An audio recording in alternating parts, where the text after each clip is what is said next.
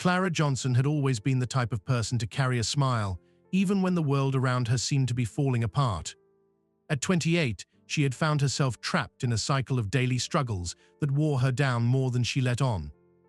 She had been a devoted fan of Stephen Curry for as long as she could remember. His passion on the court mirrored her own quiet determination to overcome whatever life threw her way. It was during the most challenging period of her life, when she was struggling just to survive, that her admiration for him turned into something more profound. Clara had never imagined that she would one day be facing a reality where each day was a battle for basic survival. She had always been a hard worker, always putting in the extra hours at her retail job in downtown Oakland, hoping that someday she would be able to leave behind the small, run-down apartment she shared with a roommate.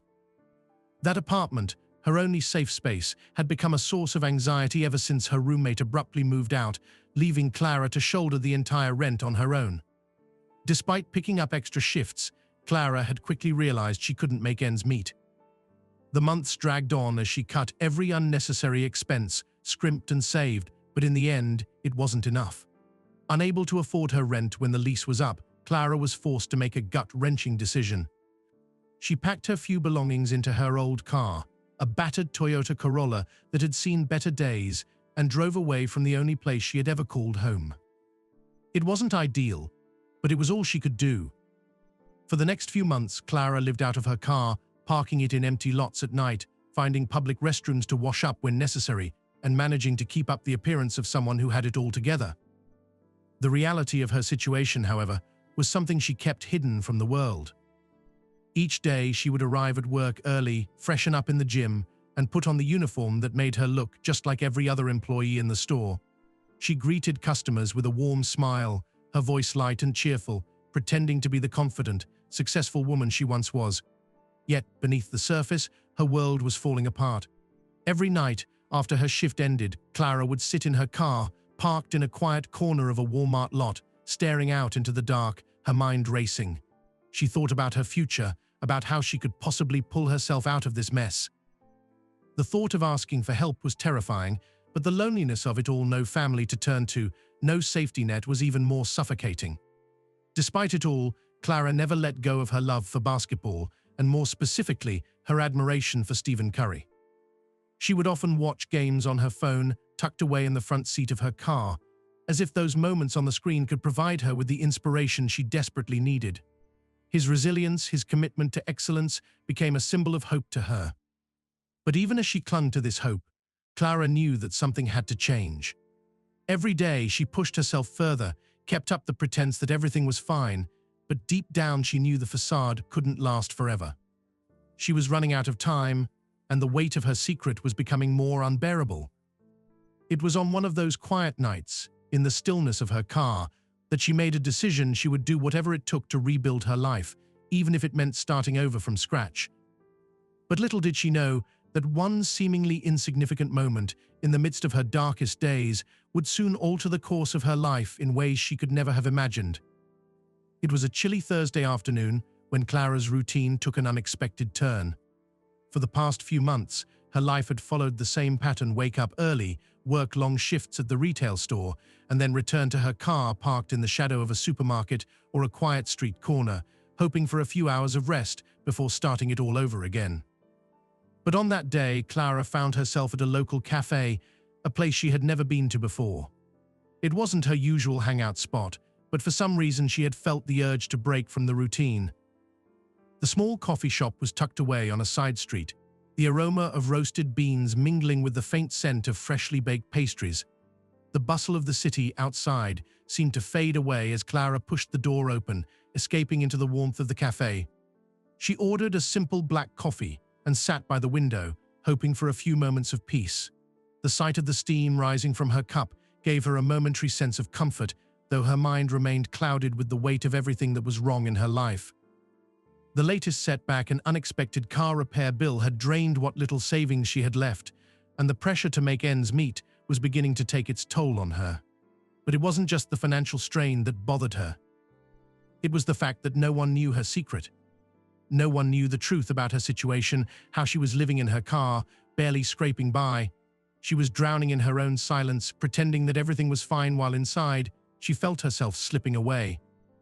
As she stared out the window, her thoughts swirling in every direction, the bell above the door jingled, and in walked a familiar figure, a man she had only seen on television, but whose face was instantly recognizable. It was Stephen Curry. Her heart skipped a beat, and for a moment Clara wasn't sure whether she had imagined it.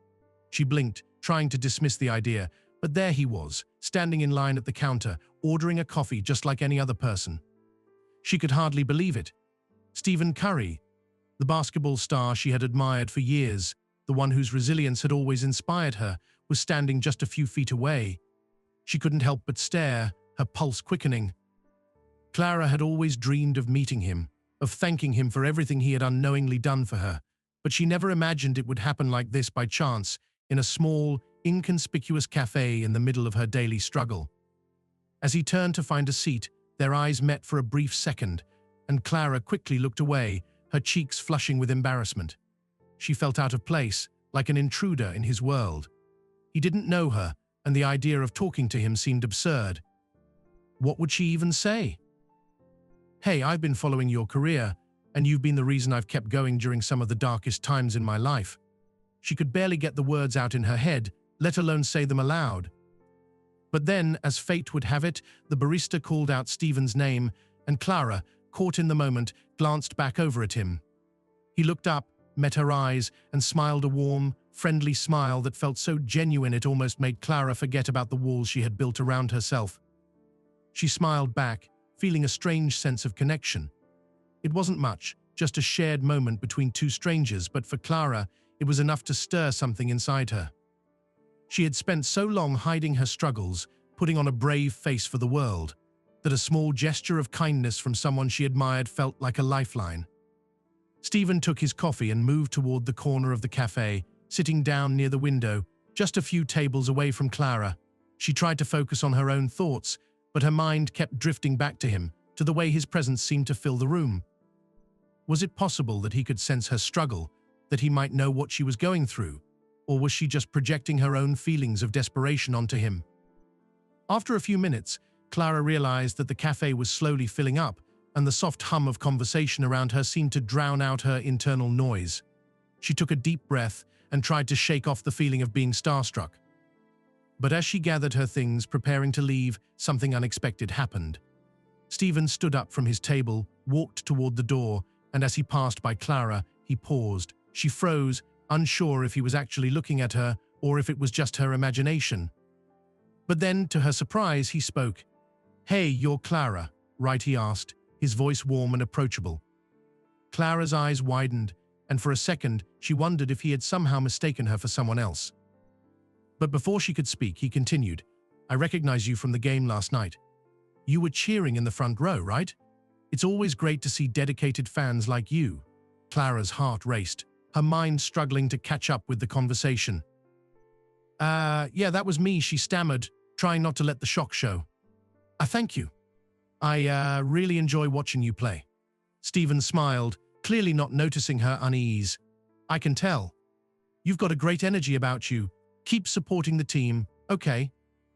Clara barely had time to process what was happening before Stephen turned and walked out the door.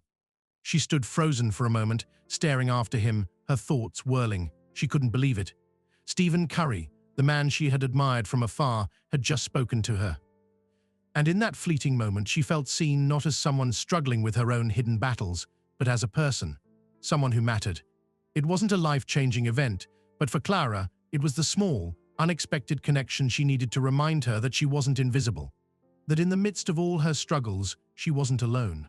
Clara hadn't expected much from the day. It was like every other, the same grim routine, the same sinking feeling that followed her wherever she went. The days seemed to blur together, waking up in the cramped back seat of her car, driving to work, doing her best to maintain the mask of someone who had it all together. But underneath it all, she was always aware of the weight pressing down on her, the constant fear that someone would find out the truth about her life, that she was one bad decision away from losing it all. She had learned to survive in silence, to carry her burdens alone. Every day she told herself that it was temporary, that one day she would find a way out of the chaos. But that day never seemed to come, and yet she kept going. There was no other choice. It was a Friday afternoon when Clara's usual routine was upended, in the most unexpected of ways. She had just finished a grueling shift at the diner, exhausted from hours of serving food to customers who never seemed to notice her, when she spotted an elderly woman sitting alone at a table near the window. The woman was hunched over, her coat too thin for the chilly weather outside, her hands shaking slightly as she clutched a cup of tea. Clara's instincts kicked in. She'd seen this woman around town before, but never up close. She was always alone, always distant, and Clara couldn't help but wonder if she had any family, anyone to help her in her old age. Her heart went out to her, and before she knew what she was doing, Clara was walking over to her table. "Excuse me," Clara said gently, her voice soft but purposeful. "Are you okay? You look like you might need some help." The elderly woman looked up at her, her tired eyes widening in surprise.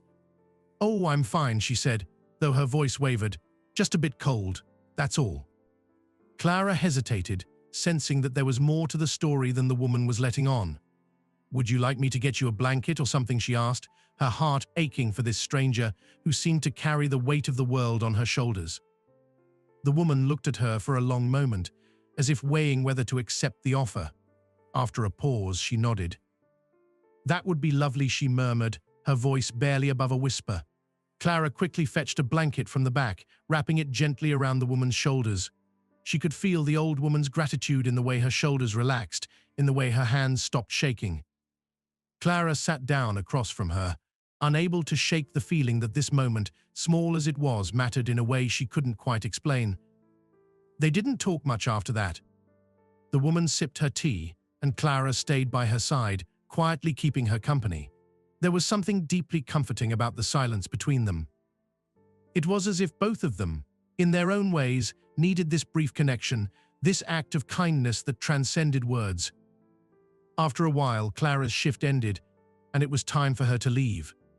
As she stood up, the elderly woman looked up at her with a soft smile, her eyes brimming with unspoken gratitude. "Thank you," she said quietly. "You've no idea how much this means to me." Clara smiled back, a warmth spreading through her chest. "I'm just glad I could help," she replied, though she couldn't quite shake the feeling that the woman had given her something in return, something she hadn't realized she needed. As Clara left the diner that evening, the wind biting at her cheeks, she couldn't help but reflect on the interaction. In a world that often felt cold and indifferent, that small moment of compassion had made her feel seen. It wasn't about the blanket or the tea. Not really. It was about the simple act of being present for someone else, of acknowledging their struggles without judgment. It reminded Clara of something she had forgotten, that kindness, even in the smallest of gestures, could make a difference. For the first time in a long while, Clara felt a sense of purpose that wasn't tied to her own survival. In helping that woman, she had found a piece of herself she hadn't realized was missing, a part of her that still believed in the goodness of people. It was a quiet, humbling realization, but it gave her hope. If she could show compassion to a stranger, maybe there was still hope for herself too. And as she walked through the city streets that night, the weight of her own struggles seemed a little lighter, as if, in some small way, her heart had been freed by the simple act of reaching out to another person. It had been one of those days where everything felt like it was slipping through Clara's fingers. The morning had started with a missed alarm, a coffee spill, and an argument with her boss over something trivial. By the time she found herself walking out of the diner at dusk, the weight of it all was too much to bear. She needed a break, a moment to breathe before the next wave of challenges hit her. But there was no time for that. Not with the rent due in a few days, not with the car payment that was slowly becoming overdue, and not with the constant gnawing fear that she might lose the last shred of stability she had left. Her stomach was empty, but there was no money for dinner tonight. The same routine, the same struggle, the same silent resignation. She had already resigned herself to spending another night in her car when a voice called out to her from behind. "Hey, you okay?" Clara froze. She hadn't seen anyone she recognized, and it was rare for someone to acknowledge her in the crowd of downtown's busy streets. She turned to find a man standing a few feet away, a concerned expression on his face. His clothes were casual, and despite his unassuming appearance, something about him made her feel, for a brief moment, like maybe there was still a sliver of kindness left in the world. I'm fine," Clara stammered, feeling the weight of her exhaustion in her voice. She didn't want to seem weak, didn't want anyone to think she was struggling. But the man's steady gaze made her pause, as if he could see right through the smile she had perfected over the years. "You don't look fine," he said, his tone gentle but firm. He stepped closer, lowering his voice. "You sure everything's all right? You're not alone, you know." Clara swallowed, feeling her walls begin to crumble. She had become so used to keeping her struggles hidden from the world, to putting on a brave face, that it was almost overwhelming to hear someone else acknowledge the heaviness she carried. Before she could speak, the man reached into his jacket pocket and pulled out a small card. "Here," he said, pressing it into her hand. "I'm Stephen. I run a small outreach program down the street. We offer some temporary help for people who need it. Just give us a call if you ever need a hand. No strings attached." Clara looked at the card, a small white slip with a phone number printed neatly on it. Her fingers trembled as she held it, unsure of what to say or how to react. Was this some kind of scam? But his eyes weren't filled with any kind of judgment, nor did they look like those of someone who wanted anything in return. There was just a quiet sincerity in them that made her question everything she had ever believed about people. "I don't need charity," Clara muttered, though even as the words left her mouth, she could hear how hollow they sounded. Her pride, so carefully guarded over the years, was slipping away. She felt exposed, vulnerable in a way that was almost suffocating. Stephen seemed to understand. He smiled softly, as if he had heard that line 1,000 times before. "It's not charity," he said gently. "It's just help. There's no shame in asking for a little support when you need it. We all need someone now and then." For a moment, Clara simply stared at him, unsure how to respond. She had spent so long convincing herself that she was fine, that she could handle everything on her own, that accepting help felt foreign, almost wrong. But something about his quiet assurance made her reconsider. She had always prided herself on being self-sufficient, on never needing anyone. But the truth was, she was tired of pretending, tired of struggling in silence. As she hesitated, Stephen added, "No pressure. But don't wait too long. We're here if you need us." With that, he turned and began to walk away, leaving Clara standing there, the card still pressed into her hand. She watched him disappear into the crowd, her thoughts swirling. His words echoed in her mind, stirring something deep inside her that she hadn't realized was there, a longing for connection, for something more than just surviving from one day to the next. For the first time in weeks, Clara allowed herself to think that maybe, just maybe, there was a way out of this darkness. Maybe she didn't have to carry the weight alone anymore. As she looked down at the card, a glimmer of hope flickered in her chest. It was a small thing, just a phone number, but in that moment, it felt like the first step towards something better. Something real. She tucked the card into her pocket, her fingers lingering on its edges as she took a deep breath. For the first time in a long time, Clara allowed herself to imagine a different life, one where she didn't have to struggle alone, one where there was someone willing to help her, no questions asked. And as the city lights flickered above her, Clara made a silent promise to herself she would make the call. It was time to stop pretending, time to stop hiding, time to accept that even the strongest people needed help sometimes. It was a rainy Wednesday afternoon when Rachel sat at the corner cafe, staring blankly at the cup of coffee in front of her. She had come here every week for years, but today everything felt different. The soft hum of the cafe, the murmur of conversation, the clink of spoons on ceramic, it all felt distant, like she was watching her life unfold through a thick fog. It had been a rough few months, and each day seemed to blur into the next. Rachel had always been the kind of person who prided herself on staying positive, on pushing through challenges with a smile. But recently, that smile had started to fade. She had lost her job at the small marketing firm a few months ago, and despite all her efforts, she hadn't been able to land anything new. Rent was due, her savings had dwindled, and her phone had been cut off. Each day she felt more isolated, more defeated. The woman who once faced the world with confidence was now struggling to even get out of bed some mornings. Her thoughts were interrupted by the sudden arrival of a man who slipped into the seat across from her without asking. Rachel looked up, startled. He wasn't a regular here. She didn't recognize him, but there was something familiar about his face. He smiled at her warmly, his dark eyes kind but not intrusive. "Mind if I sit?" he asked casually, his voice calm but filled with an underlying kindness. Rachel hesitated for a moment, taken aback by the sudden appearance of a stranger, but then nodded. "Sure, I don't mind." He settled into the chair, removing his wet coat and draping it over the back of the seat. There was something soothing about his presence, though Rachel couldn't quite put her finger on why. It wasn't like he was doing anything special, he was simply sitting there, waiting for her to speak. She realized she was still staring at him. "Don't mean to interrupt," he said, breaking the silence, "but I couldn't help but notice you seem off today." Rachel blinked, her chest tightening slightly. She wasn't used to people paying this much attention to her, especially in a place like this, where most of the patrons were wrapped up in their own lives. But there was no judgment in his tone, just curiosity. He wasn't looking at her with pity or awkwardness, just concern.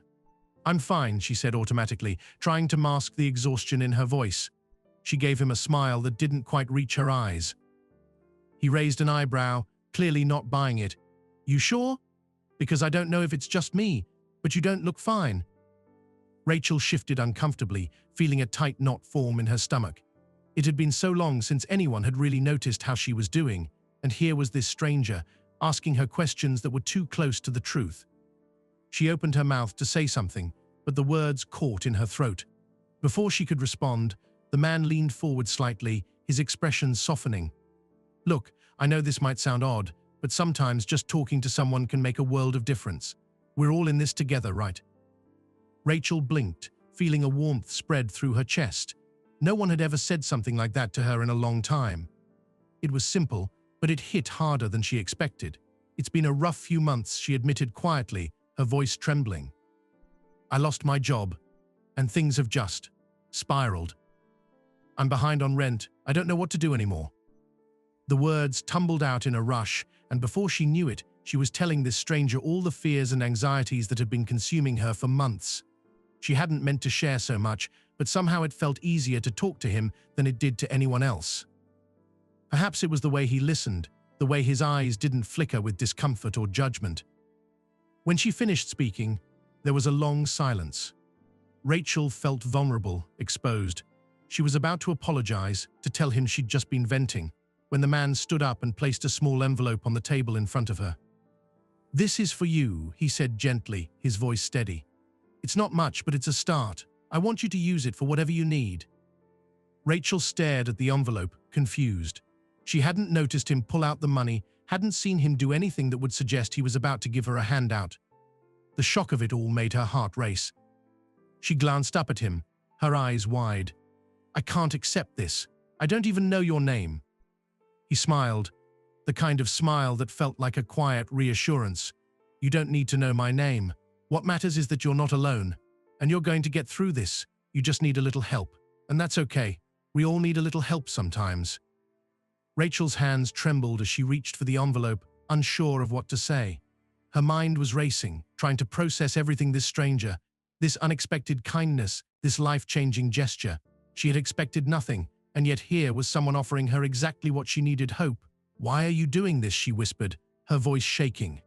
He paused, glancing around the cafe before looking back at her. "Because I believe in people. And because sometimes all it takes is one person to remind you that there's good left in the world. You'll find your way, Rachel. Don't give up." As he stood to leave, he turned back one last time, giving her a final nod of encouragement. "Take care of yourself, okay?" Rachel watched him walk out of the cafe, the sound of the door's chime echoing in her ears. She looked down at the envelope, and for the first time in what felt like forever, tears welled up in her eyes, not out of sadness, but out of something deeper, something that felt like gratitude mixed with disbelief. For months she had struggled alone, too proud to ask for help. But here, in this quiet moment, a stranger had changed everything. She had been given a second chance, not just through the money, but through the belief that she could overcome her struggles. She opened the envelope slowly, finding enough money to cover the rent and even a little extra for groceries. It wasn't the solution to everything, but it was a lifeline. More importantly, it was a reminder that sometimes the smallest gestures could have the most profound impact. And as Rachel sat there, wiping her eyes, she knew that she wouldn't be giving up anytime soon. She had been reminded that kindness still existed, and maybe, just maybe, everything would be okay after all. The sunlight was soft as it filtered through the blinds, casting long shadows across the room. Rachel sat on the edge of her bed, her fingers trembling as she stared at the new apartment around her.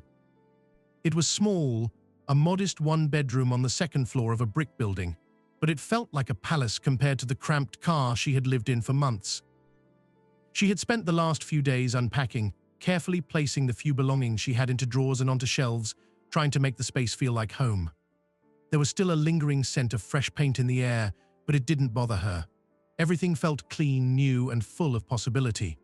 Her hands rested on the wooden surface of a small kitchen table, the envelope from the stranger, now known as Evan, still clutched in her palm. It wasn't just the money that had changed her life, though that was certainly a relief. What had truly transformed her was the gesture itself, the way Evan had shown up at just the right moment, offering not only financial help but emotional support. He hadn't treated her like a charity case or a burden. He had simply shown her that people could still be kind, that there was still hope in the world, even when everything seemed to be falling apart. Rachel stood up, walking over to the window. She looked out at the street below, watching the steady flow of cars and people moving about their day, oblivious to the quiet miracle that had unfolded just days before. She felt a quiet sense of gratitude for everything she had, everything that was coming into place. Her job search was finally yielding results. She had an interview at a new marketing agency in 2 days, and she could already feel the weight of uncertainty lifting. There was still work to be done, of course. The future was never certain, but for the first time in months, Rachel believed that she could face it. The knock at the door broke her from her thoughts. Rachel froze for a moment, confused. She hadn't been expecting anyone. When she opened the door, she found a delivery driver standing there with a large package. It was wrapped simply in brown paper, with no return address. She signed for it, curiosity bubbling up inside her as she brought the box into the kitchen. She set it down on the table and slowly peeled back the paper, her fingers now steady with anticipation. Inside, she found a small wooden box, polished smooth, with a note attached. The note was handwritten in neat, flowing script. "To a new beginning, Rachel. May this be a reminder that you are not alone. Evan." Rachel's heart skipped a beat. She carefully opened the box, revealing a silver necklace with a small pendant shaped like a key. It was simple but elegant, its delicate design catching the light in a way that made it seem almost magical. For a long moment she just stared at the necklace, unsure of what to do. She could hardly believe what was happening, how her life had turned around so suddenly. First the envelope with the money, and now this an unexpected gift that felt like a symbol of everything she had been given, the key to a new life. With shaking hands, she took the necklace out of the box and held it in her palm. The weight of it felt like a promise, a reminder of the kindness she had experienced. She stood in front of the mirror, fastening it around her neck. The cool metal settled against her skin, the small key resting just above her heart. She didn't know what lay ahead, but in that moment she felt ready. As she gazed at her reflection, Rachel realized that she had been holding her breath for so long, afraid to truly live, afraid to believe that things could get better. But now, with her new home, a hopeful future ahead, and a symbol of new beginnings around her neck, she knew that she was free to breathe again. She sat back down at the kitchen table, the pendant still warm against her chest. For the first time in what felt like forever, Rachel allowed herself to think about her future without fear, without the weight of self-doubt. She had been given a new start, not just through the physical act of moving into a new place, but through a shift in her heart, a shift that came from realizing that sometimes all it takes is one person, one small act of kindness, to change everything. Rachel closed her eyes for a moment, taking a deep breath. As she exhaled, she felt something inside her release the final remnants of the weight she had carried for so long. It wasn't just the apartment or the necklace or the money that had brought her peace. It was the belief that she was worthy of more, that she was capable of creating a future for herself, no matter the obstacles. She was no longer the woman who struggled in silence, hiding behind a mask of false strength. She was someone new now, someone who had found her footing, who had learned to ask for help when she needed it, and who had discovered that there was still so much to be grateful for. Outside, the rain had stopped, and the sky had begun to clear. Rachel smiled softly as she looked out the window once more. The world felt different now, brighter, more full of potential. She reached for her phone and typed a quick message to Evan. "Thank you for everything. You've changed my life." As she pressed send, she felt a quiet, powerful certainty settle in her heart. This was just the beginning.